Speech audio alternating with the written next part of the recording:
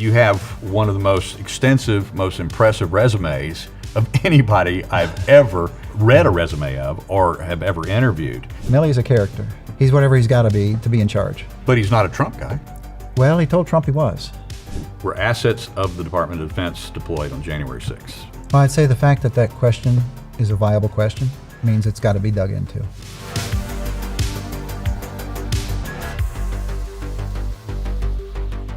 Let's get through the labyrinth of possible titles that I can call you today before we get going here. So is it Dr. Casey Wardynski? Is it a former Assistant Secretary of the Army, Wardynski? Help me out here. Why don't we go with Casey? Casey, that works good. Well, Casey, thanks so much for joining me today. And I think we're going to have a rather interesting discussion for anybody that tunes in and listens because, first of all, you've been, for most of your career, one of those behind-the-scene guys. That's right. Is that a correct characterization? That's where I'm most comfortable. That's where you're most comfortable. And we've managed to draw you out of the shadows, so to speak, for this set of topics that we want to cover. We first met, we were introduced by, I believe it was a congressional staffer. He actually told me that you were somebody I needed to speak to, and it was directly related to my years-long investigations into January 6th, and particularly my interest into what happened with the National Guard that day. And we'll get to that. I think we'll also get to some other deeper discussions into the Department of Defense and other related issues, not only related to January 6th, but looking forward into the future as well. I want to start off by saying that you have one of the most extensive, most impressive resumes of anybody I've ever read a resume of or have ever interviewed. It's quite intimidating, in fact, for me to sit back and look at that and go, okay, well, first of all, it makes me realize how, me being a trumpet player and a former David Bowie impersonator is not necessarily the best resume compared to yours, but let's start there. You spent 30 years in the Army. Right. Retired as a colonel. Do I have that right? That's right. Okay. And then during that period of time, the Army apparently recognized something in you because they continued to send you to school. Right. Tell me a little bit about that. Graduated from West Point, so I started in 76, graduated in 80. Mine was the first class with women at West Point, which made it sort of unique to being something that was first. Went off into nuclear weapons. So when I was graduating, I wasn't a huge fan of the West Point experience. And I was like, if the Army's going to be like West Point, I'm going to hedge my bets here. And when I pick my branch, I'm going to pick something that may have applicability. And as I looked at the list, there was one thing called special weapons. And I figured, well, special's got to be better than ordinary. This sounds good. And that turned out to be nuclear weapons. Okay. And I ended up going to the nuclear weapons field for about 7 years in Germany, Korea, and stateside. And it was fascinating work and really a good experience. Then that led me to go back to teach at West Point. And part of that is they send you off to get a master's degree, and the Army sent me to Harvard. And so I spent 2 years up at the Kennedy School, which is kind of a little funny because I'm a pretty conservative guy. Yeah. And I think I was one of the token conservatives up there. But a great experience. I went back and taught economics at West Point for 3 years. Then the Command General Staff College at Fort Leavenworth. Then my first experience in an Army division, and I was a Brigade S3, which is a pretty big outfit. It supported the entire division of, I think, about 20,000 soldiers, an armored division, but it was called an infantry division. Mm-hmm. And I did that for a year and a half. West Point called again and said, we'd like you to come back and be in the Office of Economic and Manpower Analysis. And I had always told my wife, she'd say, what do they do down there? It was part of the Department of Social Sciences. And I'd say, well, that's where they send the guys that can't teach. And so I'm being invited to go back and be one of the guys that can't teach. And I got back there, and I found out I wasn't in it, I was running it. They got in a little bit of trouble with the superintendent, and the Army knew more about West Point than West Point did, because they're the Army's think tank. They were created to compete with RAND Corporation and do competing analysis for the Secretary and Chief of Staff and these kind of guys in the Pentagon. And I passed the 3 tests of a Jedi Knight, and they elected that I'm going to be the director of the Office of Economic and Manpower Analysis. And I was a major. This is a career appointment now, so you'll spend the rest of your time in the Army doing this if you so elect. That sent me off to Rand Corporation to get my PhD, and then came back to West Point and I ran the Office of Economic Manpower Analysis until 2010. How do you go from special weapons, nuclear, Right. specifically, to economics? How's that jump made? Well, it's a lot of chance. Life is listening to the door, and when somebody knocks, you open it and see what's out there. That was really what this was. OEMA had gotten in trouble. Office of Economic Manpower Analysis, called OEMA, got in trouble, and the head of the department, Colonel Golden, who was a great guy, was an economist, he trusted me, and I had fixed some problems in the department that involved computers and those sorts of things. And as OEMA was very computer intensive. It worked databases day and night, and it really ended up being the Army's database repository of anything human, from security clearances to pay to medicine to personnel records. And he thought I'd be a great guy to take that into the future. They were on mainframes, and obviously, that wasn't the future. And he knew I was a guy that would leave the doors open, and it wouldn't become this closed shop, and that we would be part of the department. And so I think he was comfortable with me. And then he had to sell me to the 3-star that ran personnel for the Army, General Stroop, who was a wonderful guy. My interview was very short. He says, "Are you another one of these Harvard guys who's going to barf back case studies?" And then he ended the discussion by saying, "It's extremely important, don't F it up." And a wonderful guy to work for. And so that's how I got that job. It was by chance. There was nothing strategic about it, on my part. So how do we jump from your retirement after 30 years Right. to becoming an actual Trump appointee to the Assistant Secretary of the Army? Right. Well, after the Army, I wanted to let go of the edge of the pool, and I got recruited into public education by Eli Broad's Foundation out in L.A. And I had flunked second grade when I was a kid, and I finally did well in third grade. And I thought, this is like a God thing. Maybe I'm supposed to go pay back and help other kids, who can't read in second grade or aren't excited about school, and create a better education system. And I had a specific school system in mind, Huntsville in Alabama, because I'd spent a lot of time in Huntsville, Redstone Arsenal. And I talked to my wife about it, and she pulled out a picture from third grade with my favorite teacher, Mrs. Bishop. And she'd brought that back from my folks' house, cleaning out my old junk there. And I said, I think it's a God thing. This is too coincidental. I'm supposed to do this. I think the Broad Foundation interviewed like 200 people and picked like 14. And so I thought they were pretty credible. And I went out and did that. It's a fellowship for a year, and then did a school system in Aurora, Colorado as chief financial officer. And then Huntsville, they had removed their superintendent because they had run out of money on a wonderful tax base, which seems hard to do. And the only way you really ever fire a superintendent is if they run out of money. And so I was a money guy, they thought, economist. So I seemed like a good pick to fix the money problem. And I got picked on I think a 3-2 vote by a 4 or 5 member board. And we went to Huntsville to be superintendent, which will always be the hardest job I've ever done. The Pentagon was easy peasy compared to that. Compared to superintendent of education. Yeah, there's no tougher job. If you actually give a damn about kids, there's no tougher job.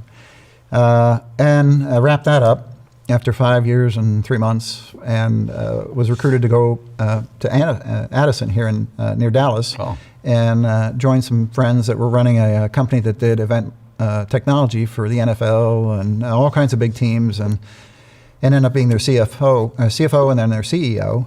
And I did that for 2 years. We sold that company and did nicely in the private sector. And then I got a call from friends who were in the Trump administration, said, would you be interested in being Assistant Secretary of the Army for Manpower and Reserve Affairs? And I'm like, absolutely. I've worked for 5 of those guys. That's an important job. That's really, interesting work. And so I went and interviewed with Mr. McCarthy, who was the undersecretary and a sharp guy. And then he was acting secretary. They were waiting for Dr. Esper to get confirmed. Then I went back and interviewed with Dr. Esper, and I don't think he was that crazy about me. I think he had a different guy in mind, but John McCain said no more defense contractors, so that put that out.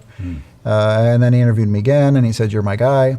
And then we went through the whole FBI thing and the work for the White House to make sure they're happy, and then the work for the Senate Armed Services Committee, and then the big wait. And I was confirmed on the last day of that Congress, in the last, I think, vote. Wow. And I'd already told my friends in Texas, yeah, I'm coming back. I'll run your other company. And a note came across. And the way you find out you get one of these jobs apparently is you're on the CC line between, somebody and the Secretary of the Army saying, white smoke, we got Wardynski and this other gentleman. And that's how you get notified. So then down over to Washington to be Assistant Secretary of the Army from I think that was 16th or something like that of January 2019 through the end of the Trump first administration. So in terms of pecking order or command, explain what that position is for the layperson like myself. Right. And who's your boss? I mean, who's the top boss, and then how does it work its way down to you? Right. Well, these are presidential appointment, Senate confirmed. They're called PASS. They're in a book called the Plum Book. You can look them all up. The chain of command is really you're a principal official, U.S. government. You're appointed by the president. Notionally, he's the guy that can fire you.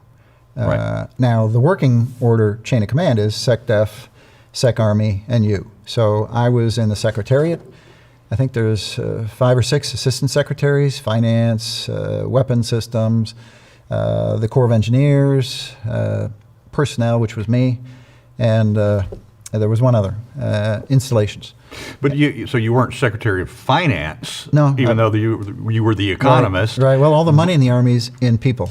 Right. So but you nevertheless had a budget that was what? Enormous. It was ridiculously enormous. I had oversight, I think, in the budgetary process over close to $100 billion. Wow. And in the personnel part of that, it was somewhere around $70 billion.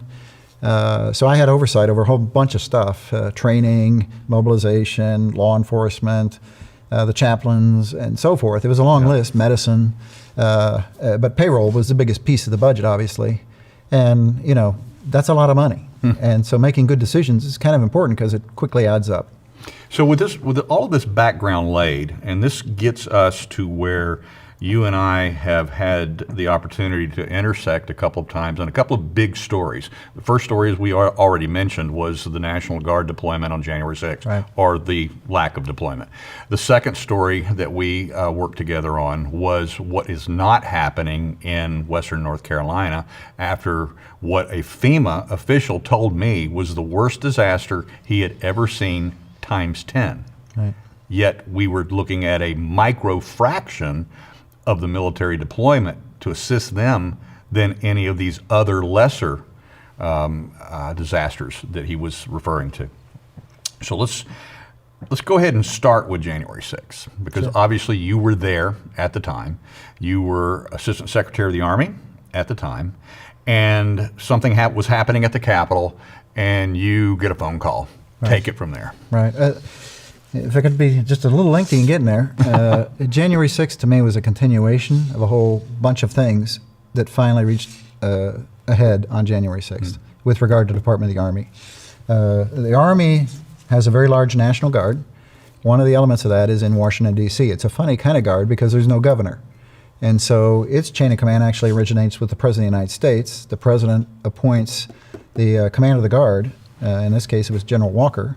I believe he's been a DEA agent, so he wasn't really like a lifelong general officer in the Army. And then he pins on the 2-star rank and wears the uniform of a general officer and commands the D.C. Guard. That chain of command can go straight to the President, but normally it's President, Secretary of Defense, Secretary of the Army, and then General Walker. So I had a couple occasions to go visit with him, and they were really precipitated by the riots, the Floyd event in Minneapolis, and then what we saw around our country. And of course, the Army became intimately, interested in that because the Army Guard. The Guard may be called on, and then you saw places like, up in Oregon, what was going on, and places around our country where it seemed like law and order had broken down. And there's a law that I think passed by Jefferson, 1810, called the Insurrection Act. And it is where local authorities have lost the ability to protect American citizens through the enforcement of law, or perhaps a governor's asked for assistance in the case of the Rodney King riots in L.A., and the president can issue a proclamation, cease and desist, go from whence you came, end your disturbance. And then following that, he can federalize the Guard or send in the active Army. And it's been a mix over the years. That's this is a very interesting phrase, the Insurrection Act, Yes. which is not known by most people what that really means. And for a lot of people, the first time that they ever heard about it was related to January 6th Yep. because Oath Keepers founder and leader Stuart Rhodes had written a couple of open letters to President Trump asking him to invoke the Insurrection Act Right. that day to overturn what he believed was a fraudulent Right. election. But you weren't so much concerned about that, were you? Absolutely not. I mean, I'd seen President Trump up close and personal at the White House at Army-related events. We're lucky to have had him and to have him again. He's a stand-up guy with obviously more guts than most of us have. But anyway, the Insurrection Act became the boogeyman. I don't know if it came out of Time magazine, which later published this story about how they were going to overturn the election no matter what. Right, and how they had it all wired, and they were going to sponsor some sort of an insurrection and run off Trump as some kind of a coup leader. But clearly, what was going on in America was unprecedented in its scope, and frankly, it shocked the Army because we're a very diverse set of people, right? And the Army was looking around at itself. We had just decided to remove photos from officer promotion files, which sounds like who cares, right? And until you hear the Navy after we do that. Tell the Secretary of Defense, well, it was hard for us to figure out how to promote minorities without the photos. Okay, that tells you everything that was wrong with the photos. Right. Right, it's a meritocracy. America has one chance to blow it in a major war, and then it's over. We need the best people. And so we began doing things that clearly could lead to systemic disadvantaging of people, right? And photos might be one of those things.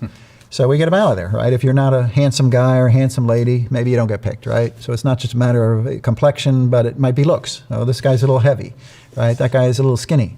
He doesn't look like a general. And really that went on. And so we got rid of these things. And that was the first step in making sure we were squared away on, do we have a level playing field? Do we have opportunity? Against that backdrop, Congress in 2020 had passed the 2020 National Defense Authorization Act, and in Section 529, were directed the Department of Defense to have a diversity and inclusion plan. So all the services had to have one. And so that was in our forefront of things we needed to make sure we got done by law. And now we want to make sure, are we creating a level playing field for people? Then came a memo from West Point. I'm a West Point graduate. I've got kids in my family who went to West Point. I love the place. And I think it's a fundamental institution. But here comes this memo, and I read it, 10, 20, 30 times. I could not believe what I was reading. And finally, I just called it the West Point Manifesto. And I couldn't have believed it could happen, because first, when I got appointed as Assistant Secretary, I took a trip to West Point to find out about Cadet Rapone. He had graduated from West Point, and on graduation day, opened his blazer and showed America Che Guevara, and in his hat, Marxism stuff. And it's like, it's a 4-year deal. It's immersive. You got roommates, you got coaches, you got everybody. How could you not know this guy was in the ranks? Right. And here we are now. The West Point Manifesto is written by the first black female first captain at West Point, with the hockey team captain, I think, Rhodes Scholars, the top of the class. West Point's systemically racist. The dean and the commandant must confess that white supremacy is white privilege is how they got their positions. And then it went on to deride their classmates. Now, these characters are off at Harvard or Princeton or, in England in school getting their master's degree without serving a lick in the field army. And they're deriding their classmates who are redneck, gun-toting, sort of Neanderthals. Right. I was furious. And so I found out about critical race theory that day. I'd never heard of it. And I started doing my homework and dug into it. And then I went up to see the Secretary of the Army, and he was in with the Chief of Staff. And they looked like they'd been kicked to hell. And I said, "You've just read this memo, right?" And I go, "Yeah." And I said, "We're not calling in academics, and we're not calling in consultants. This is an Army problem. I'm going to West Point. We're going to figure out what's going on." So that was the backdrop. All this was going on. And it got sort of more and more ridiculous. During the riots, we did use the D.C. Guard to quell disturbance near the Capitol and near the White House, and to protect the U.S. monuments, who would believe they could come under attack? But, our founders turned out to be bad guys, apparently. And I went to meet with them and find out how it went. I mean, they got the hell beat out of them many nights, right? Frozen water bottles and stuff like that, and they did a great job. As the election approached, we knew they run the inauguration. The Army runs the inauguration. So I went over to check in on General Walker and see if he had what he needed. We thought there might be some disturbances around the election. How are we prepped for that? And I had a lot of confidence in those guys. They were very professional. I think that group was probably 70% African-American soldiers because they're from D.C. and it tends to be the demographic in that community. And they love their country. And so I was like, these guys are good. January 6th rolls around and they're on the front line, supposedly. That's what they're for. Now en route to January 6th, unfortunately, I lost confidence in the senior Army leadership, the uniform part. These guys revealed themselves to be very partisan and very aligned with Democratic politics. So this problem that led to the West Point Manifesto, right? Was this systemic already from the top? Where did this come from the bottom up into West Point, or did this come from the top down? I think it came from three directions: top, middle, and bottom. Really?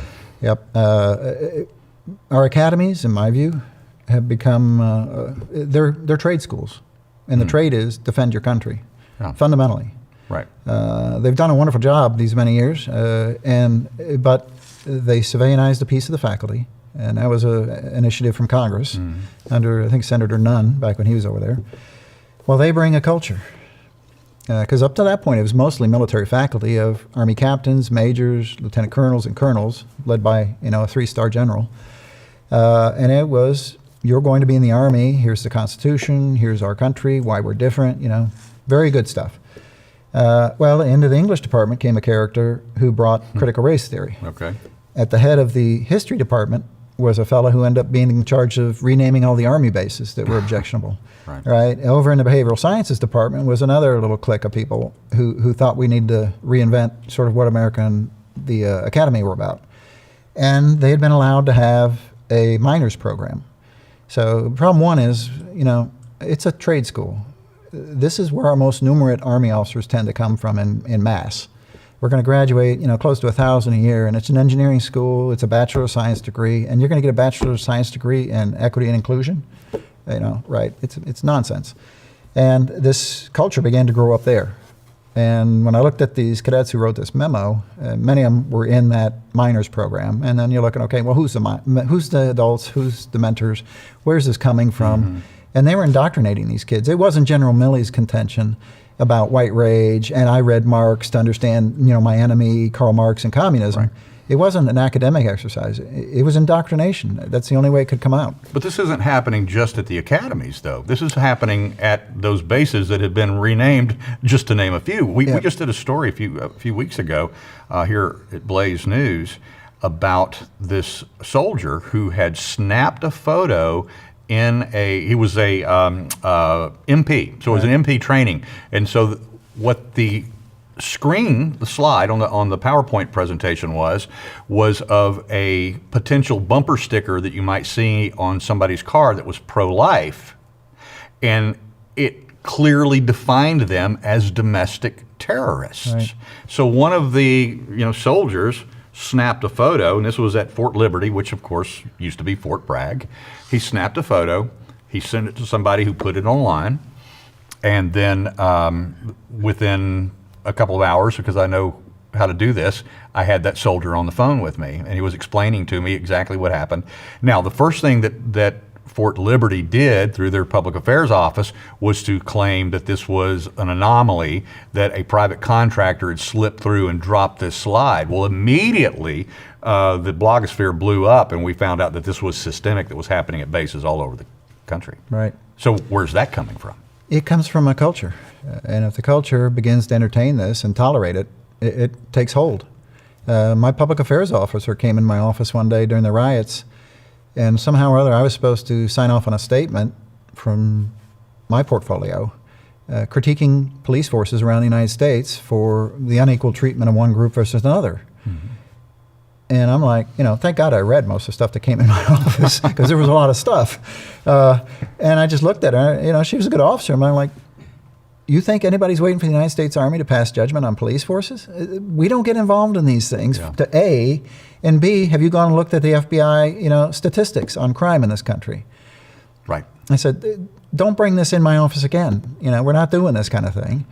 But it comes out of nowhere when people watch what's going on TV. They watch the behavior of people at the top of the Army.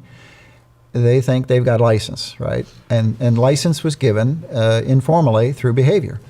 So, speaking of the top of the Army, let's go back to January 6th, Right. 2021. And you get a phone call. Right. Mr. Gene Collins, he was my Deputy Assistant Secretary of the Army over training and Guard and Reserve Affairs.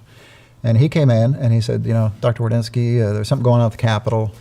Can I use the secure VTC machine down in Mr. Williams' office? And I Which said, well, sure. VTC machine is? Video teleconference. Okay. But they're secure. This isn't just like mom and pop are going to chime in. It's not a Zoom. Right, it's not a Zoom call. And so he got it running, and I walked down there. It was, most of us had already signed our resignations, which were effective noon on Inauguration Day. Mm-hmm. And so there wasn't a lot going on in the Pentagon. And I went down, and what I see is General Walker over in the Armory for the Guard, and then on the other side is the Chief of Staff of the Army, the G3, which is the Chief Operating Officer of the Army, and the Director of the Army Staff, who sort of synchronizes things between the Secretariat, the Secretary and the Assistant Secretaries, and the Army Staff. So these Pentagon guys, we're talking about, what, 4-star and a couple 3 stars? 4-star and 3 stars. All right. Yeah, these are senior people. So you're on the call. You've got a 4-star, I'm on 2 the call by 3-star. accident. By accident. Yes. And then you've got General Walker Right. from The Guard. Right. All right. So at this point, it's already quite some time after the United States Capitol Police Chief, Stephen Son, had already been calling out the alarm and saying, we need you, we need you, we need you. Now, at this point, over at the Capitol, he's talking to the sergeants at arms. He's talking to the House Sergeant of Arms, and he's saying, I've got to run it up the chain. So when he says run it up the chain, was that through Pelosi? Because that was always my initial reaction. Right. I think he had a police board over him. Right. And they needed them to vote and He was then part of make the a police request. board, yeah. And then ultimately, of course, they're going to do what the Speaker wants and the Majority Leader wants. So ultimately, it probably was waiting for a decision from those folks. But we heard back in the news not very many weeks later that it had been reported, and we assumed that this also came from Pelosi through her Sergeant at Arms, was that there was this notion of they didn't like the optics. So we thought that phrase came from Nancy Pelosi, Speaker of the House at the time itself. But She probably heard it from Milley first. I tell you, these Army guys at the top, Milley, McConville, and these folks were always worried about optics, particularly if it was a way to sort of migrate their military expertise into a non-military matter. January 6th was a political matter, right? And they're asserting, my best military advice is we don't think it looks good for Army soldiers to be standing in front of the Capitol. That was it. So what's that's happening? Not military advice. That's political advice. Yeah. So what's happening on this VTC call that led to that discussion about the optics? I mean, obviously, you're getting a panic phone call from Chief Sund. Maybe it's not coming directly from him. Maybe it's coming through the Sergeant at Arms. But nevertheless, somebody got the phone call and said, we need the Guard here and we need them now. Right. Well, General Walker had good relations with anybody in Washington because he knew, he was their Guard, right? So he would reasonably be talking to Sund, the Metropolitan Police Department, which normally would deputize the Guard so they could act in a law enforcement role, whereas active Army can't. The Guard can, and they just get deputized by the local police or the sheriff or whatever, and now they can assist law enforcement in law enforcement activities, which is great. It's not a military thing, it's law enforcement. So he'd be talking to these kind of guys, and my recollection from talking to him was that was the case. He was hearing from them that things were out of control at the Capitol. They needed his help pronto. But pronto didn't happen. And he fully expected pronto to happen, but it did not happen. And why is that related to that call? Well, that call really had no conclusion to it. It was back and forth. General Walker's on the other end, and he was busy as hell with phones and radios, getting reports. In the background, somewhere in the midst of that, I think that was about a 40-minute call. You can hear in the background his deputy saying, the Virginia Guard's on their way, and the Maryland Guard's on their way, right? Well, that got my attention. I'm like, okay, what's going on in the Capitol? This is the National Capital Region. There's a lot of military here for a reason. It's the seat of government. And now we've got state-level armies coming into the Capitol. Was there admission that Trump had given an assent or even maybe even a directive to have the Guard there that day? I mean, as reported by like Kash Patel, for instance? That all came in the fullness of time when finally, people like Loudermilk and Massey and these guys had a full investigation. And out came the DOD IG, statements from these individuals, Milley and these other people. Well, yeah, the president did say on January 3rd while we're in a meeting about Iran, hey, you better get 10,000 people because that's going to be a big event and we want everybody safe. Right. That's the president telling him on January 3rd. And instead, in the Pentagon, what you find out what happened was they tightened the deployment criteria for the DC Guard to the extent that they had no discretion to send the quick reaction force when requested by the police chief, which had been the previous operating procedure. And so it made it tougher for the Guard to deploy, not easier. And the IG report that you're referring to revealed a couple of very interesting comments from both Milley and who was then acting SecDef Miller. Right. And that was a real bombshell.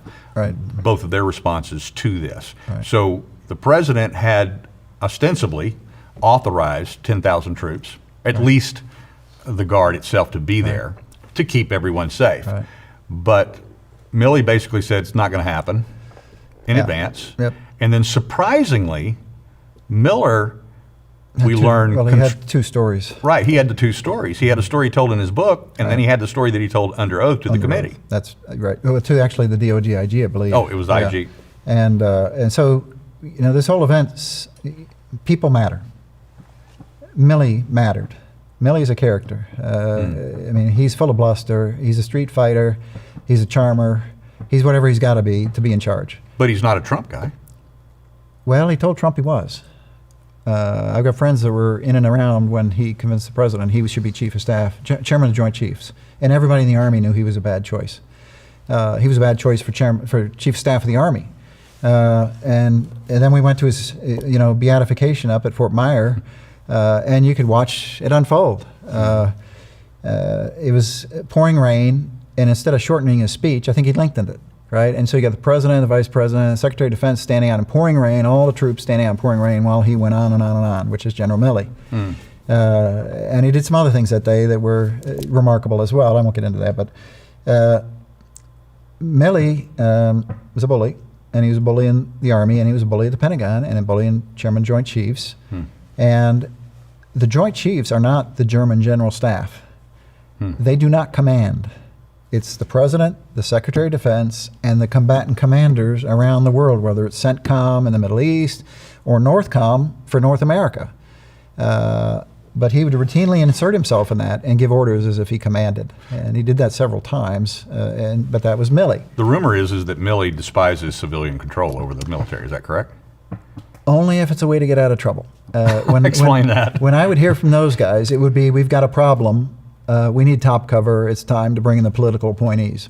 It wasn't that the political appointees are there representing the top official of the United States government, the president, right? These are his people throughout government, 52 in the Pentagon. I think there's a total of maybe 1,200 or something, right? And the majority of them are ambassadors or U.S. attorneys in the states.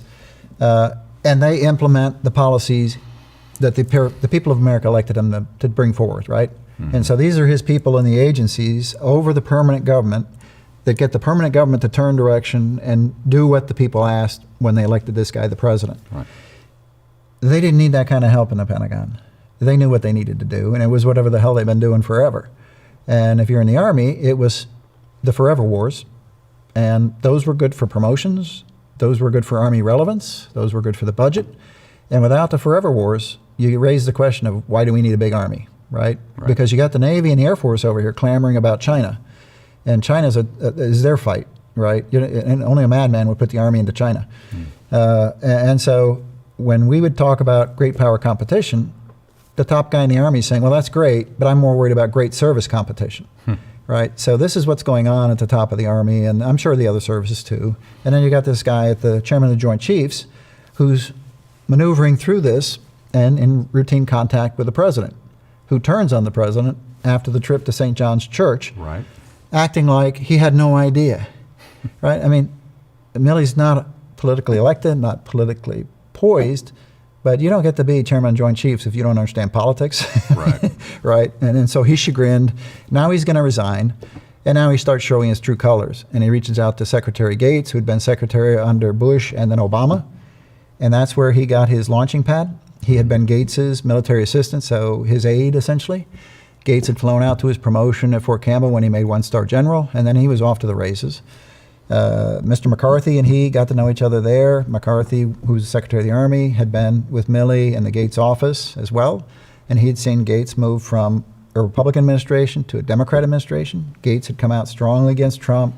Gates had encouraged Milley, don't resign. Milley was making noises about resign, and he encouraged Milley, don't resign, stay in and fight him.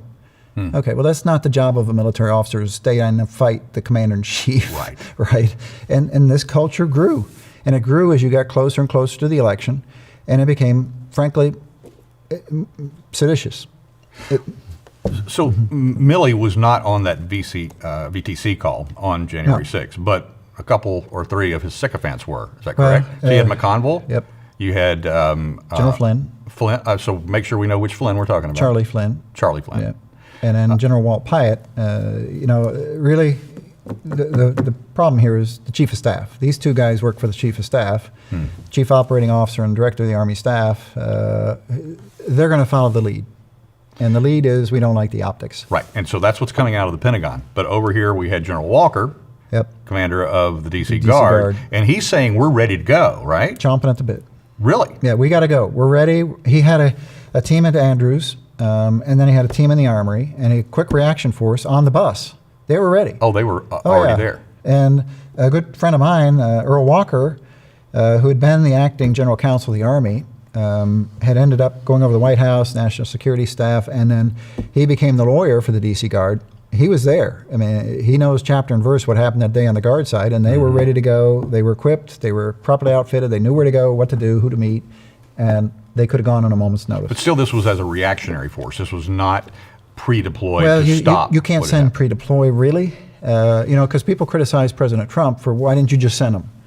Well, it was the same criticism then of, well, why didn't you might use the Army without proper authority, right? You can't have it both ways.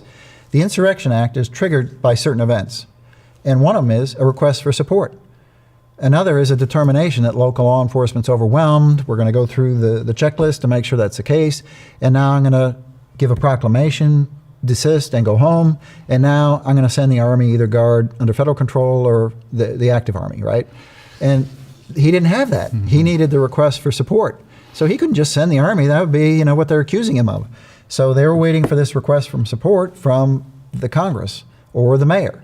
And it finally came, but it came late. And when it got there, it was even further delayed in the Pentagon.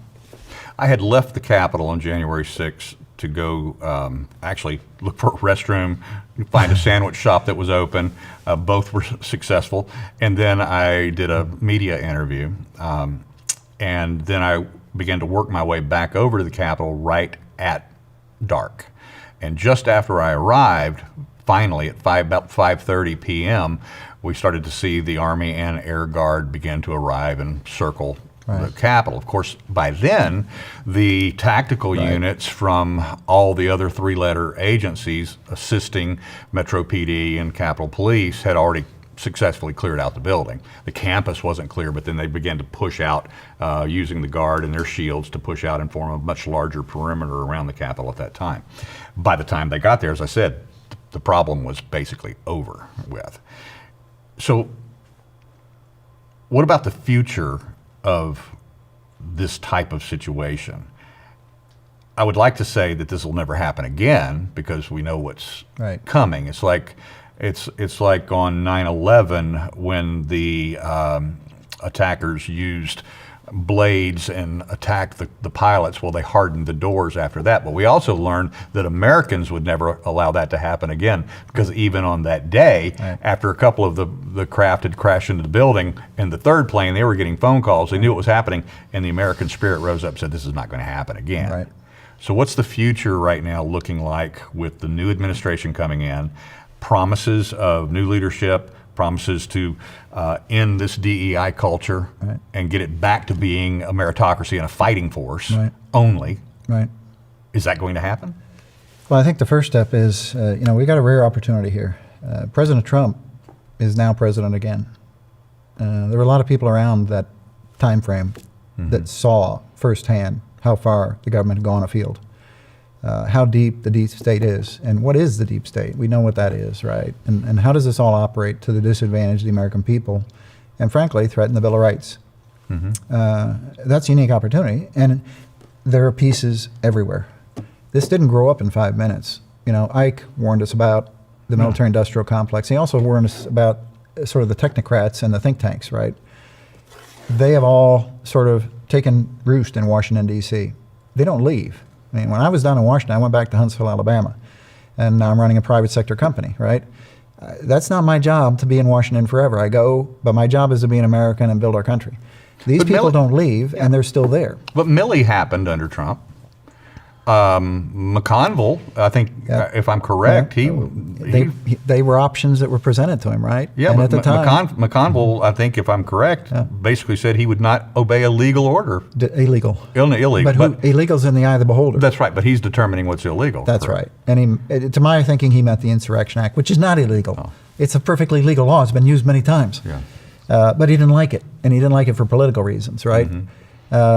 Well, Milley, I mean, I'll be frank. One of my projects when I was running that outfit up at West Point, the Army was in a hell of a lot of trouble by 2004. This forever war we were in was grinding it into the dirt. And it was grinding it in the dirt because we were hemorrhaging our Army officers by the bushel. When I made the major, I had 10 years in the Army, and I was promoted on time, and 60% of my cohort made it. 40% didn't make it to major. By 2004, 5, 6, 7, 95% of captains are making major, and they're making it a year or two earlier. We now have a bushel of lieutenants in the Army we have no job for, just so some of them will stick around so we can have majors. If you don't have a job as a lieutenant, you're not going anywhere. You got to have a platoon, right? And maybe two. Right. These guys are getting none, or certainly just one, and it's very short, and so their experience is getting curtailed. Captains, that's a guy who's commanding a company.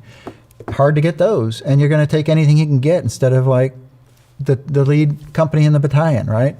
And then major, and then it goes all the way up the food chain. Well, these generals, we finally approached the Secretary of the Army. They did nothing about it back then, that time frame, and said, Mr. Secretary, this is your Army. We swore after Vietnam we would not do 90-day wonders again.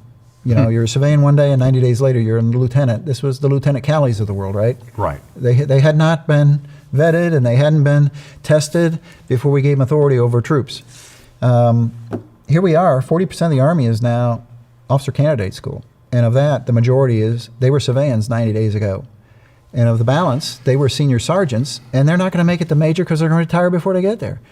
This is an Army in collapse. Well, okay, that's what you got at major. Out of that group, we're not bringing people in from Sears to become a major or a colonel. We're not bringing people in from American Airlines, right? And we can't do that. It's up through the ranks. This is the group you got left. In 15 years, one of these guys will be Chief of Staff of the Army, one will be Chairman of the Joint Chiefs, the others will be commanding major forces, and if this is a lousy mix to begin with, it's not going to get better. And we're going to be up against China and maybe some other large countries who will come after us first, not after they whittle their way through our allies. So Obama replaced, roughly 200 generals, is that right? Right. For political purposes, am I correct? For the most part? I think so, yeah. Does that have to happen in reverse now? Well, there's clearly a set we know, and they need to go. And one of them's already back. I saw a picture of McConville over in Poland, talking to the Poles on behalf of the incoming administration. It's like, how the hell is he there? Did Trump send him there? Or no. I mean, the president's a busy guy. He probably couldn't even name, me or, any of these other fellas, right? But somebody in that world made that happen. The article that actually had that photo of it was McConville and who was the other? Mr. McCarthy. McCarthy, that's right. So they were identified as Trump aides on that mission. Yeah. Somebody made him a Trump aide. It wasn't Trump. This is way below his level, but they're back in the mix. And this is the deep state, the network of friends, the network of college buddies, network that was on my team at West Point, whatever it is.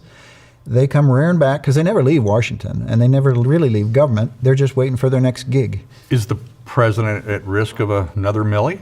Yes.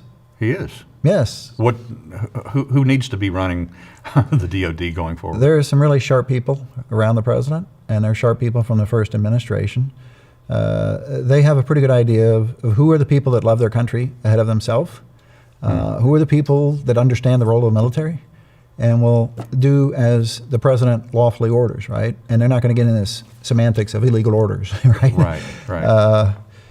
Those are the first choices he's making, right? Now, Kash Patel at the FBI looks like a smart choice to me. Bringing in an attorney general who's not a Washington creature looks like a really smart choice for me. You know, I think the Texas guy and Missouri guy are great too, but bring somebody from out of town, not this bunch here, right? That's really smart. The FBI, you know, Kash, he'll do a good job. You know, state, good. Treasury, good, right? Do you want your old job back? I serve in any capacity that helps our country. You know, I've got some expertise, but the president may have other ideas. But certainly we need good people in charge of the people program, because that's education, which is also indoctrination, right? This is the United States Army. It serves this country for these reasons. There is a constitution. It is the group that can get rid of critical race theory and DEI, because it's in that portfolio. It's a group that decides who we're going to recruit, whether it's through ROTC, West Point, or into the ranks, right, recruiting. Yeah. It's vital. And yet the people part of it is usually the last thing people get excited about. They get excited about buying weapons, you know, policy, those things. I think the job I had was vacant for 2 years before I filled it. Well, you get there, the deep state's taking the best stuff out of your portfolio, and you don't even know it. And it takes you a while to figure it out. I had the guy running the General Officer Management Office, which is the way we make generals. Nobody even knows how we make generals. That's a whole other matter. But it's through the assignment system. You don't just plant and no, the seed and water. You're in a posse, you know, which is within a tribe. And if your guy makes it, you know, you're now a capo regime or a made man, and you get advanced into the best assignments. And if you don't have the best assignments, you're going nowhere. So really the assignment system promotes people, and the guy that runs the assignment system is the Chief of Staff of the Army. So who ran the Chief of Staff of the Army job? Milley. So if you don't think his people are out there salted away through the Army, that's a mistake. So they're still there. Oh yeah, McConville, he was a Milley guy. He ran that next. His assignments were there, and interestingly, the one time that really slapped me in the face was we wanted to see a file on a general that was under consideration to come back to the Pentagon to be the deputy logistics officer. And so I sent my executive officer down the hall to GOMO to get his file. And she came back and said, "Sir, they won't give it to me."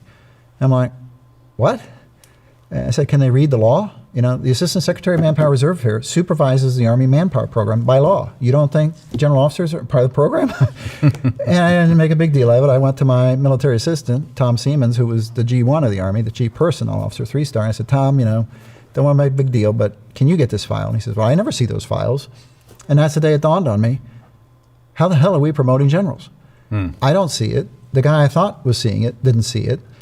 And later that day, I was in a meeting with the Vice Chief of Staff of the Army, a 4-star, and he goes, "Casey, you know, I understand you want to see a general officer's file. Can I ask why?"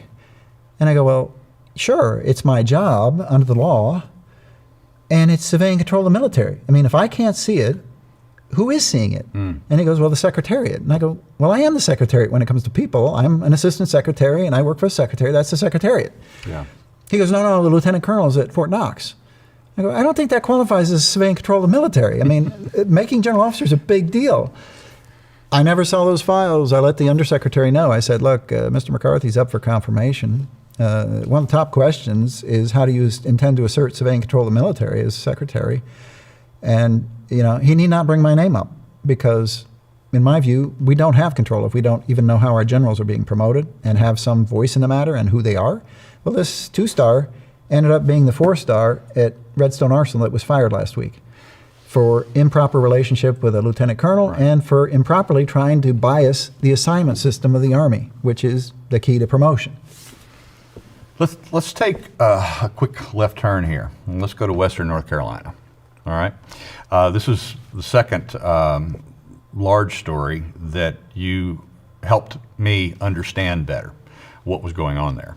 Now, when I was there for 3.5 weeks, and I was working with an organization called Savage Freedoms, and they are a nonprofit volunteer group, actually led by a retired Green Beret guy, Adam Smith. And while I was there, I saw a tremendous amount of activity from elements of 18th Airborne Corps, both 82nd and 101st. In fact, the general, Donahue, actually arrived one day while I was there. The Black Hawks came in, and he was, or Apache, whatever they were. I'm not a military guy, so I can't identify the helicopters. But nevertheless, he comes in with all of his, regalia. And there were also embedded with this volunteer organization a significant number of National Guard from North Carolina. And then we had Chinooks flying in from Oklahoma National Guard. The North Carolina Guard doesn't have Chinooks, so they were coming in to help do the heavy lifting up into the hills and supplying people food and other needs up there. And then all of a sudden, one day they disappeared. The 18th Airborne was gone. After my interviewing the actual, she was a Major Baez. She was the public affairs officer for the 18th Airborne. And she was bragging about having 1,500 of their, boots on the ground there. To which I said, well, that's cool, but why is there not 15,000 here? Because I knew what the numbers were that as they've been deployed in other major disasters around the country. Not just in our country, but also Haiti, Puerto Rico, Indonesia, and elsewhere. And sometimes the numbers were vast. And then the National Guard suddenly goes home one day. And we see a posted letter from their commander in North Carolina thanking them for their service. Enjoy the holidays. Right. Enjoy your family. And they're gone. And of course I get on the phone with their PAO. Verified, confirmed. Right. All of them. Suddenly we went from a very, very fractional, minimal deployment there in Western North Carolina. I think the total over the entire few weeks that they were there was about 6,000, but the most ever there at one time was, I think its greatest number deployment was 3,150, both active duty and National Guard. As by way of comparison, Katrina, 60,000 National Guard alone. And as I said earlier, I had a FEMA spokesman tell me, and this is a guy who lives in Florida, has worked all of the hurricane disasters along the Gulf Coast, the East Coast, all the way up into the Carolina coast. And when he came up to the mountains, he said to me, and I quote, "This is the worst disaster I have ever seen times 10. Yet what we saw deployment of the military was a tenth or less." What happened, Casey? Right. What happened? It has to be that the governor wasn't that interested, and because he's the key. He unlocks the federal government. So the 18th Airborne Corps is showing up. That would be unusual, active Army, but it was an extreme disaster. And they're close. They're at Fort Liberty nearby. They've got a lot of assets. But remember, the 18th Airborne Corps is the forced entry force for the United States. Mm-hmm. They've got a ready battalion, they've got a ready brigade, ready to go within somewhere around 18 hours anywhere in the world. And when they come off of that rotation, they're going into training or leave or something, right? So if you're going to pull a brigade from the 82nd and send it over there, you either took their training time to get ready to be the forced entry force, or you took their time, which their family, to be on vacation, right? And there's options. So there's other options. So you do that if you have to. 18th Airborne Corps has resources as well, but they're on the same kind of string. And those options are in the National Guard, which is a wonderful outfit. They've got 3 engineer brigades very close to that disaster. One in Tennessee, one in South Carolina, and another one in Georgia.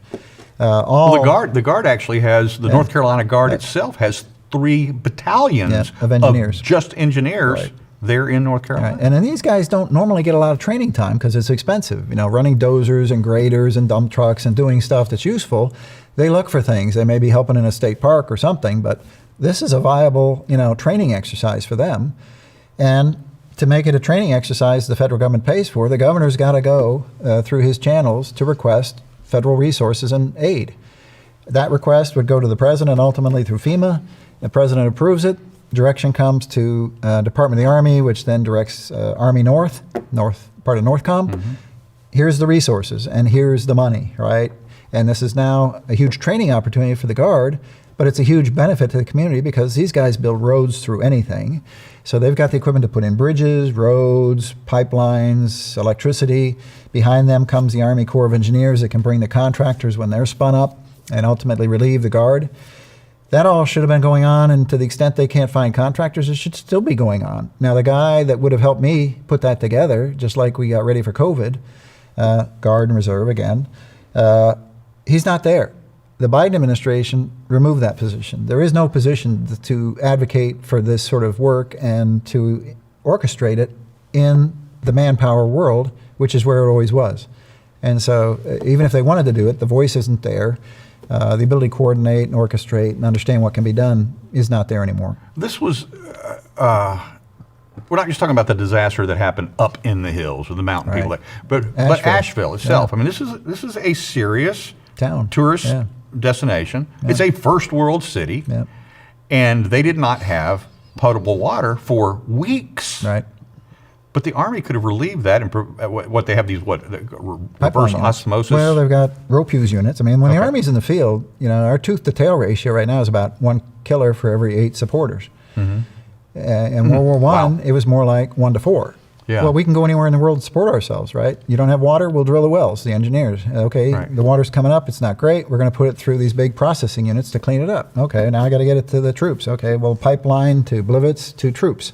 We were only 2 weeks ago that FEMA was bragging about having delivered 14 homes to the disaster area. That's ridiculous. We got kits, the Crested Eagle kit. You know, I did nuclear accident response in case we ever had a problem west of Mississippi. You can fly in a whole city. The Air Force is experts at doing that. In it comes, it's a tent city with everything you need. Here comes the engineer battalion that does prime power. They can light up 72,000 homes and electrify them.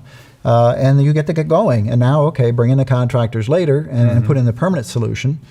Where the hell's the governor? Where the hell is use of his resources and mutual aid from the nearby states and the federal money that comes to help pay for all that? Well, here's what we know so far, is that by the state's own estimates, it's $60 billion worth of damage to private and public infrastructure. Right. All right, $60 billion. Right. We know that the governor was doing a dog and pony show with Biden just a couple of weeks ago, asking for $25 billion. This was as the last of the National Guard troops were going home. Yeah.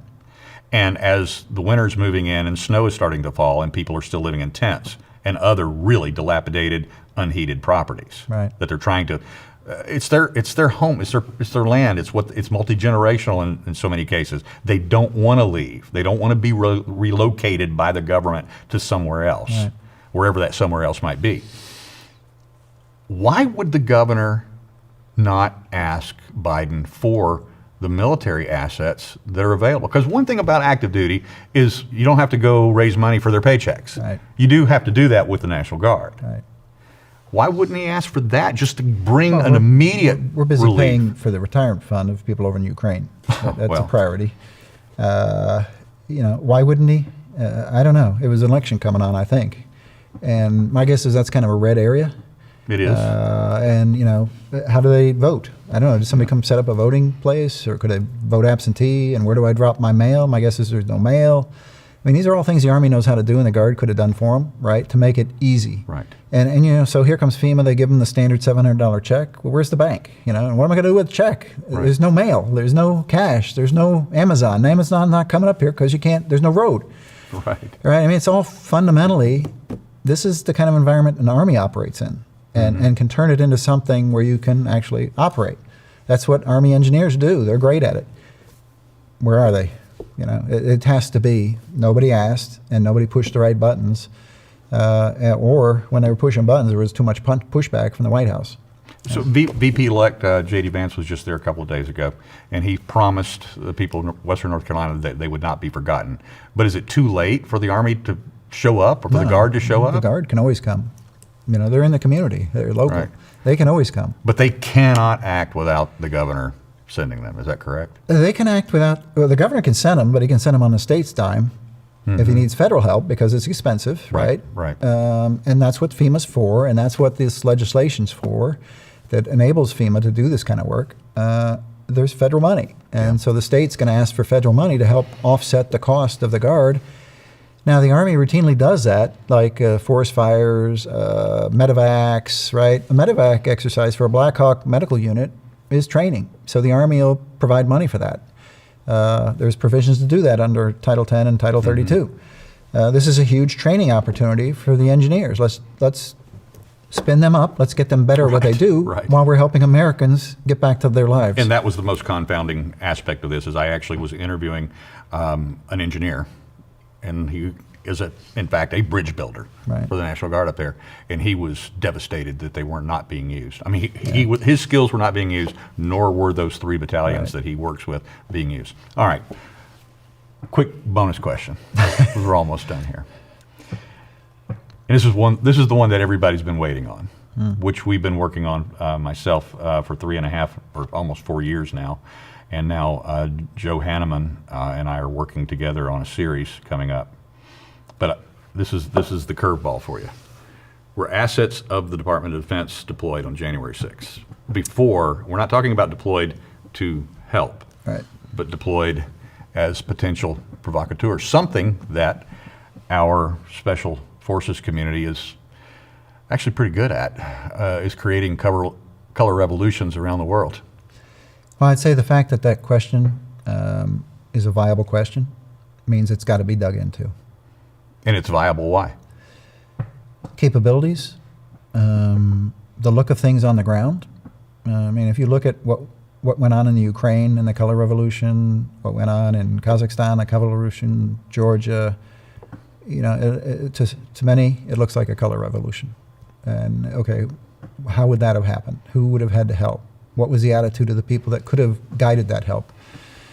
You know, we've got people at the top of the Army and the military who I believed were operating outside the Constitution and certainly outside the authorities that they were granted by the Commander-in-Chief. And they were operating in a way that was very political.